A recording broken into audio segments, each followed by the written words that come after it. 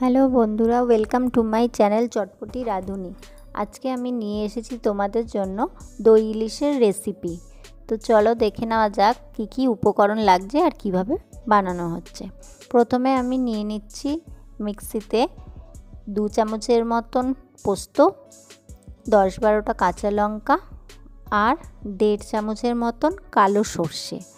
আমি এখানে কালো সর্ষে ব্যবহার করেছি, তাতে ঝাঁঝটা ভালো আসবে। আপনারা ইচ্ছে করলে সাদা সর্ষেও ব্যবহার করতে পারেন। আর 50 গ্রামের মতন টক দই, মোটামুটি 2 টেবিল চামচের মতন টক দই। তারপর এটাকে একটুও জল না দিয়ে এটাকে আমাকে ভালো করে পিষতে হবে। পেষার সময় একটু নুন আর হলুদ দিয়ে পিষতে হবে, যাতে সর্ষেটা তেতো না হয়ে যায়। দইয়ের থেকে যে জলটা বেরাবে সেটা দিয়ে কিন্তু পিষতে হবে। তারপর আমি এই মাছের পিসের মধ্যে মাখিয়ে নেব নুন আর হলুদ। নুন আর হলুদটা কিছুক্ষণ মাখিয়ে রেখে দিতে হবে, যাতে মাছের ভেতরে নুনটা ভালো করে ঢুকে যায়। আজকে আমি ডিমওয়ালা মাছই পেয়েছি, মাছের ভেতরে ডিম আছে, ওই জন্য খুব জোর করে মাখতে পারবো না, আলগা হাতে মেখে নিতে হবে।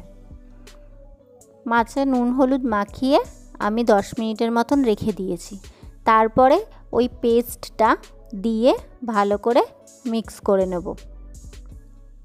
এখানেও আমি বেশি জল ব্যবহার করব না, শুধু মিক্সিতে মশলাটাকে ক্লিয়ার করার জন্য যতটুকু জল লাগবে ততটুকু জল দিয়ে মশলাটাকে ধুয়ে ওর মধ্যে দিয়ে দেব।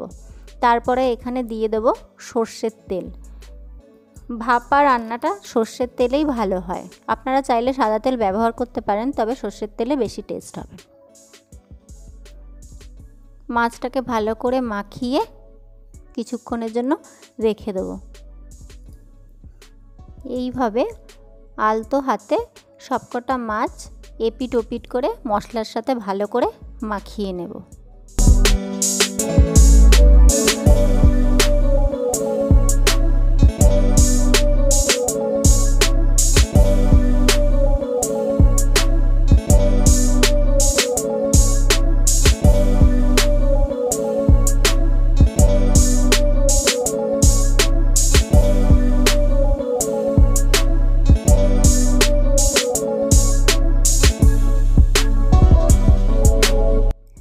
10 মিনিট পর আমি এটাকে গ্যাসে বসিয়েছি।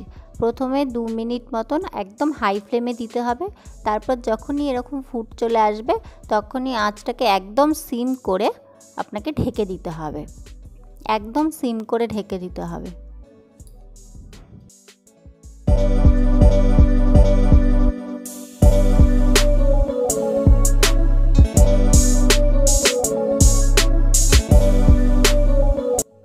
কিছুক্ষণ পর মাছটা একটুখানি বয়েল হয়ে আসলে ওপর দিয়ে আমি চেরা কাঁচা লঙ্কা দিয়ে দেবো।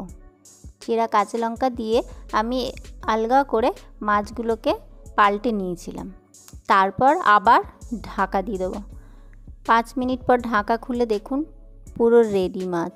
ওপর দিয়ে তেলটাও ভেসে উঠেছে আর দারুণ একটা গন্ধও বেরিয়েছে। টোটাল মাছটা রান্না হতে আমার 12 থেকে 15 মিনিট লেগেছে, কিন্তু একদম সিমে দিয়ে আমি রান্নাটা করেছি। আঁচটা বাড়িয়ে দিলে, যেহেতু এখানে জল ব্যবহার করা হয়নি, সেহেতু মশলাগুলো সব পুড়ে যেতে পারে। একদম সিম করে আমার 12 থেকে 15 মিনিটের মতন লেগেছে। এই রান্নাটা করতে আমি কিন্তু কোনো কড়াই ব্যবহার করিনি। আমি একটা সিলভারের কন্টেনারে করে এটা বসিয়ে দিয়েছি, কারণ মাছটা এতটাই নরম হয় ইলিশ মাছ, যেটা ঢালাঢালি করতে গেলে ভেঙেও যেতে পারে।